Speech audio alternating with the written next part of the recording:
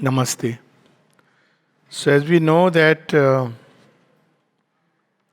a long tradition of giving message cards on darshan days has stopped. That's okay.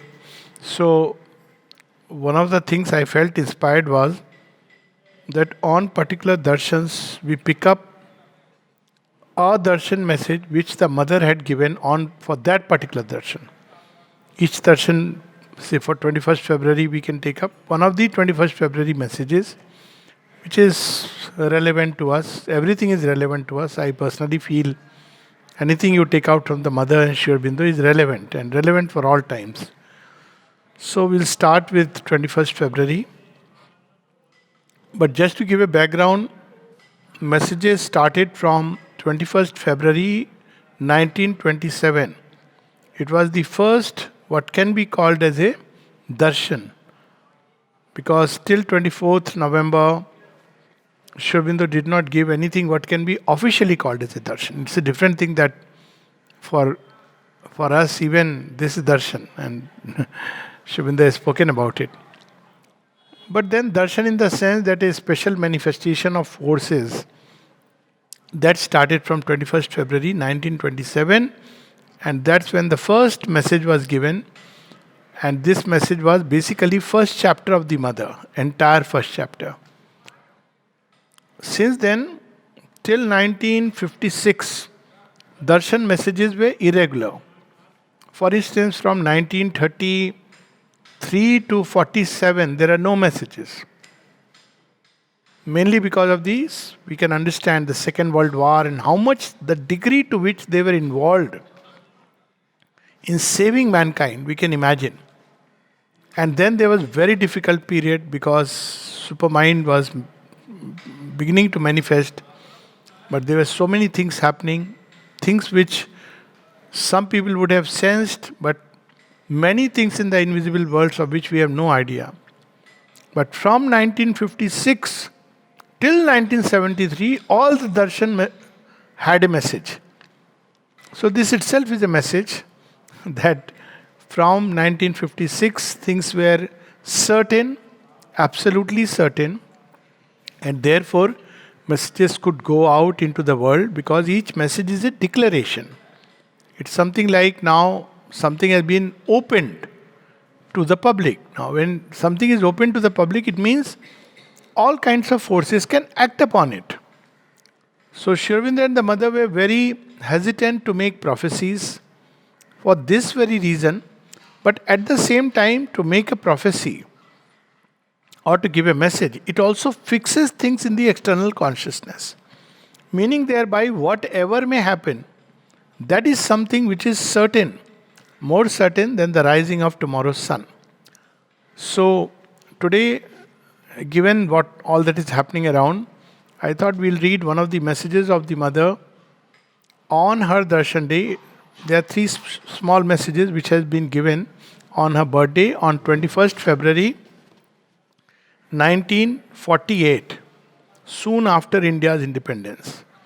And this is a darshan message of 21st February, and it has two messages from Aurobindo and one from the mother. In the same darshan card it was given. So, the title of the message was Victory to the Mother. Victory to the Mother, Victuala Dosmer. The first message is from Aurobindo, which was given on 21st February 1948. India is free, but she has not achieved unity, only a fissured and broken freedom. But by whatever means, the division must and will go. Declaration made in 1948. That was the time Pakistan was just born. They would have even come to know, they would say, see, sentimental expression. Who could have imagined then? Neither the Britishers nor the Americans who were supporting, certainly not the Chinese, and least of all the new nation, they must be celebrating.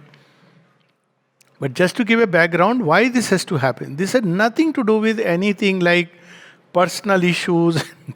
Obviously, the divine doesn't act on the basis of grudges. The divine action is based on the truth which the divine has seen. So, what is the truth? When in 1950s, I think it is 58 or something, 10 years after the birth of Pakistan, Surendranath Johar, I don't want to use the word birth of Pakistan, I would say division of India. I think let's use that correct expression. So, when mother was asked by Taradi's father, Surendranath Johar, Mother, when will Pakistan and India become one? She went into a trance and she came out saying, but where is Pakistan? I don't see any Pakistan. Again, somebody who would have heard that time would have said, what are you saying, mother? It's a reality. So, the truth is that in the highest world, there is nothing like Pakistan. That is the whole problem. Because each nation, a nation, has a soul. And if that nation has a soul in the original blueprint, it will manifest. You may conquer it, subjugate it, but that nation's soul will eventually come alive. But equally, if a nation does not have its independent soul, but has its togetherness with another nation, that thing will go. One just can't help it. This is how things operate from above downwards and from within outwards. So, in the occult worlds, there is no Pakistan, and whatever one may do, today, tomorrow, this is bound to disappear. You see, we have very short lived vision 5 years, 10 years, 50 years, but in the life of nation, civilizations, thousands of years are nothing. And that's what we see.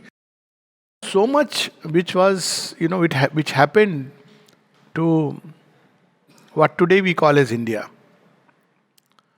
So much, not only conquest but subjugation, a whole civilizational effort to justify and to subjugate a nation, and to an extent that nation, that time, agreed helplessly or whatever. And yet, because India is a reality and a truth, the truth of Bharatvarsh, it wakes up and begins to assert, because this is the law of creation. It is true equally for each one of us. Each of us, something has been foreseen about us in the divine vision of the Supreme, but at a point where time has not yet begun.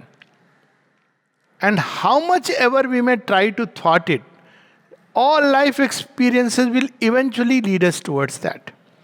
Now, here it's important to qualify one thing, that when we say lead us toward that, so people will say, oh yes, everybody's destiny is to have moksha, so everybody will arrive. No, not in that sense, because the mother is speaking of manifestation. Moksha or freedom from ignorance is a step. Whether individual or a nation, the first step is freedom from ignorance. So if India has to rise, it must free itself from all its own ignorant conceptions about itself. Same law applies there. India also must discover its own true soul. Then only it will manifest what it is bound to manifest. It's true of all the nations, not only India, all nations which have a reality in the inner world. So here, Aurobindo's very powerful words, and we can see that how many years? It's nearly 75 years. 2023 will be exactly 75 years since this message was given. India is free, but she has not achieved unity. India is free, but she has not achieved unity. Only a fissured and broken freedom. But by whatever means, the division must and will go. And we know that later on the mother openly said in 60s that I know now how the division will go. And she spoke about Pakistan will break into 5 parts. And then they will demand to join India. So Bangladesh is gone. Now that area which was apparently Pak occupied Kashmir, I don't know whether that should be. And now we know that Baluchistan, Sindh, Punjab, all these are already on the point of splitting. And there is a big speculation that Baloch will probably want to join with India. So it's so strange. It's actually unimaginable and inconceivable that a nation which was supported by two of the largest economies in the world, US and China, can go bankrupt. It's just unimaginable. But that's how the divine works, and it is nothing against. Personally, I do feel, and I'm sure most of our Indian brothers and sisters feel deep sympathy for the common person who is suffering for no fault of theirs, except that they are rigid in their idea. But an average common man still believes that yes, we have roots. Now it has been a very chastening experience. Let's see who will ultimately help us. So this is, but see, this is how the whole axis turns. And 75th year, this will be the 75 years of this message.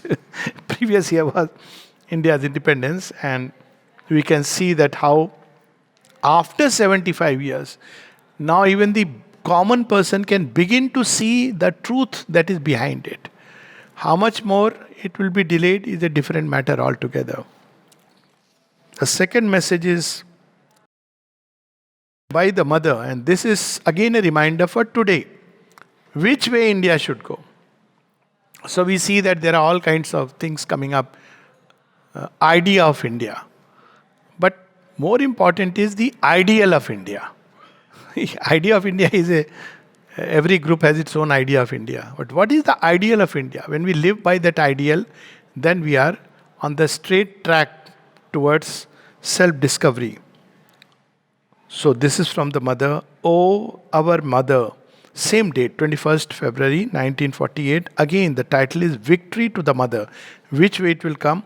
Oh, our mother, soul of India, guide us so that we may be always on the side of great ideals, and show to men thy true visage. People should see what India truly is. As a leader in the ways of the Spirit, and a friend and helper of all the peoples. Again, we can see that this is so clearly becoming visible. That if today, in today's date, if people can look up to a nation for guidance of the Spirit, that undoubtedly is India. In any case, that's been for quite some time. At the same time, she is a leader in the ways of the Spirit, but a friend and helper of all the peoples, which included Dosti, Operation Dost, with those who were considering themselves as sworn enemies. Just imagine, again, automatically, it's not about a party or a leader. Human beings are compelled to be what they even may not want to be. Because when the divine afflatus goes and works, then it is the hour of God. So we should understand, yes, those who become the instruments have the great joy of participating in something beautiful. But the divine will create instrument. Doesn't matter who is sitting where. That is the vision of Aurobindo in the Alipur jail. That now this is the moment of God, and it doesn't matter who will be the lawyer, this side, that side, the judge, nothing. Because all their understanding will be governed by me. There are moments like that. So this is a moment which is happening all over the world. We have been speaking about it, this special decade from 2014 to 2028. And we are midway through it. O our mother, soul of India, guide us so that we may be always on the side of great ideals, and show to men thy true visage, as a leader in the ways of the Spirit, and a friend and helper of all the peoples. Beautiful. And the third message, which again comes under this on the same day, 21st February 1948, victory to the mother. is a one-liner by Aurobindo, which again we can see that behind all the division and the masks of violence and destruction, there is another spirit which is beginning to take hold of the human race. And that is what Aurobindo says: a new spirit of oneness will take hold of the human race. And human beings are again being compelled because situations, circumstances are becoming so. But again, we must understand this oneness is not minus the nations, because there are many such mimic. When a great ideal is taking shape, there are many things which will try to mimic it. And we should be so careful, because this spirit of oneness, so human beings are prone to leap at every appearance of oneness. So, true spirit of oneness and appearance of oneness are two different things. Appearance of oneness is where there is an attempt to create uniformity or one culture or one way of life's hegemony over the world. That is the appearance of oneness. It's like Tolstoy's son. If everybody spoke the same language, everybody ate the same food. So this effort is also going out. In India, it has happened in a massive way. And I must say that India had so much rich in terms of food, in terms of dresses, in terms of festivals, everything. But you see, many in the younger generation have just forgotten it. So everything has become borrowed, whether it be dresses, whether it be festivals, whether it be food habits. Now, nothing wrong with these foods. Each country must bring its own best. What is the point if here also we go to a restaurant and find only pizza and noodles? But this is how of course the choices should be there, but that kind of an invasion to completely monopolize. So we should be very careful when we say that, all is one. Oneness does not mean that. Oneness does not blur differentiation, it supports differentiation. How? Because what oneness means here, it's like my body is one. Obviously, somebody would say my body is multiple. People will say, are you crazy? But does it mean that my finger, hand, legs, feet, everything should become like a blurb? Some people believe that, that are how aliens look like.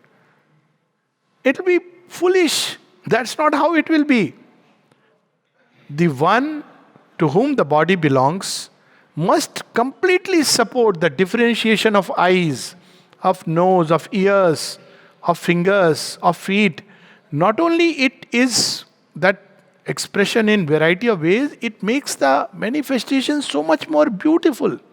Imagine, there was a little joke about it when when somebody said, Mother, someone has said what the new being would be, that they would be more or less round. And there was a remark. Mother said, yes, this is how somebody had conceived, but someone else said then they won't be able to kiss each other. It'll be so. Now you see, she had her own sense of humor, that it's not about making everything same. Imagine all human beings are same. So there is, all are same. Painted white or black or whatever, or green for that matter. All have the same height. All speak the same language. All look the same. It is such a boring world. Divine does not want sameness. He wants oneness. Meaning thereby, all the different parts will find their hope and origin in the one. That's what oneness is. Can it happen as long as there are hardcore religions? It cannot happen. Can it happen as long as there are ideologies which completely deny the origin of one? It cannot happen. So we go back to what? Sanatana Dharma. The only universal Dharma which accepts all approaches towards the one. Only such a thought. Doesn't matter whether you call it Sanatana Dharma or not. But point is, at some point when Mother was asked, how can humanity become one? She said, by becoming conscious of its origin. It doesn't matter which way. Even if you become conscious that we are all humans, that's good enough to start with. Start with that. Religion came much later, ideologies came much later. So, this is how the spirit of oneness will grow, and one can see here again the way things are happening, at least in Europe. It's very evident that the churches are going empty, and now they are turning eastward towards India for light. But so is the Orthodox Church turning towards India to have new flags. But that's a different story. Because India is a land where every idea has been accepted and it flourished. That's what oneness is. That we don't fight because there is differentiation. We understand that doesn't matter, but there is one. So first humanity has to be purged out of this idea that only one way of life is the best or the highest or the only one, which makes it worse. So when mother was told that, when she said that the age of religion is over, she said it's not that there is a problem with religion. There is a problem with the exclusivity of religion. My religion is the only religion. My God is the only God. My Guru is the only Guru. Then there is a problem, and a very serious problem. So this is what we see is also being cleared from the path. The stirrings have started. I don't want to use the word ghar wapsi, but in its origin it means we go back to our origin. It's not about converting to another faith. That is a very crude expression. It means we connect once again to our origin, in Iran, for example, there was no ghar wapsi, but people began questioning that we belong to the same origin. People were speaking recently that we have the same origin, like our origin is very ancient. Islam has come much later. Turkey, there were some people when they were bidding bye-bye in the recent operation, they said, yes, we are same. Now you see, this spirit is going to take hold. Only human blindness can delay it, but it cannot stop it. Because this is God's momentum and God's moment. So I'll read these three messages, then stop. All three are same day, 21st February 1948, 75 years down the line. I'm taking it at the 21st February 2023. The messages for us. India, victory to the mother. India is free, but she has not achieved unity. Only a fissured and broken freedom. But by whatever means, the division must and will go. O our mother, soul of India, guide us so that we may be always on the side of great ideals, and show to men thy true visage as a leader in the ways of the Spirit and a friend and helper of all the peoples. The Mother. A new spirit of oneness will take hold of the human race. Sri Aurobindo. Okay. Namaste.